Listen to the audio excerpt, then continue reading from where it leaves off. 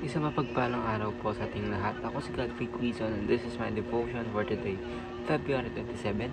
And ang topic po natin for today is the Covenant of Works.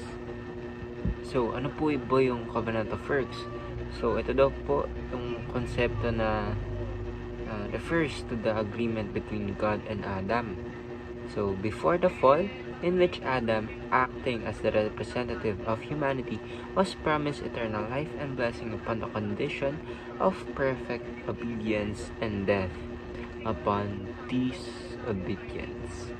So, ang ating scripture po natin for today is Romans chapter 5 verse 12. Babasahin ko po. Therefore, just as sin entered the world through one man, and death through sin, and in this way death came to all people because all sinned. So, ibig sabihin daw po nito ay sa Romans chapter 5 verse 12 po, sinasabi po dito ay sa ginawa po ni Adam na pagsuway sa ating Panginoon, lahat po tayo nagkasala.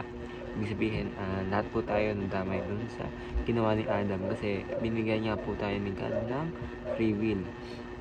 Hindi niya po wish na, hindi niya po gusto na kontrolin tayo sa lahat ng bagay na nagagawa natin. Kaya tayo po ay binigyan ni Lord ng free will. Tapos si Adam naman po, of course, alam naman po natin na kinain nila po yung fruit of knowledge of good and evil.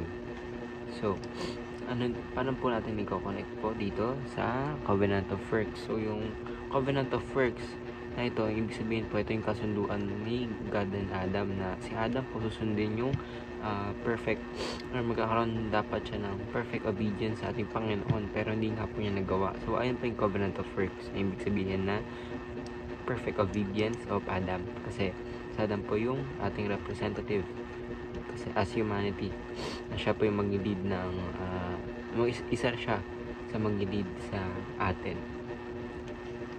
So the Covenant of Works teachings po for today is Adam is the head of humanity. Of course, siya po yung kinausap ni God, siya rin po yung nakakita kay God na sa Garden of Eden. So God requires perfect obedience. Sa niya po yung sinabi na ang kahatulan po sa kasalanan ay kamatayan. And third teaching is suffering and death enter creation. Simula po sinuway ni Adam si God na imbis na pigilan niya po si Eve na kumain, hindi niya pinigilan kundi kumain rin siya. So application po natin is compare yourself to God's standard. Ibig sabihin po, tayo po kasi mga tao, akala po natin banal yung sarili natin or mabait, pero hindi, kasi kaya lang po natin nakikita mabait tayo is kinukumpara natin yung sarili natin sa ibang tao na masama. So syempre natural, tayo po ay magmumukha pang mabait, pero of course ang standard ng ating Panginoon, iba nga yung kinain nila Adam yung fruit of truth and evil is nagkaroon sila ng kasalanan or habang buhay sila nagkasala kasi pinunta na sila ni God sa earth. So if we would compare ourselves to God's standard, malalaman po natin makasalanan tayo at malalaman din po natin na kailangan natin ang ating Panginoong Jesucristo in order for us to have the eternal life or to have or to know God more and to ano ba yung tawag dun, to let Jesus Christ control our life. So contemplate the gravity of sin, kasi of course yung kabayaran niya po ng sin is kamatay, pero dahil po sa ating Panginoon Jesus Cristo na nagsakripisyo para po tayo ay maligtas, diba? So we must contemplate and be grateful sa ginawa ng ating Panginoon sa atin. Next po is cherish the greatness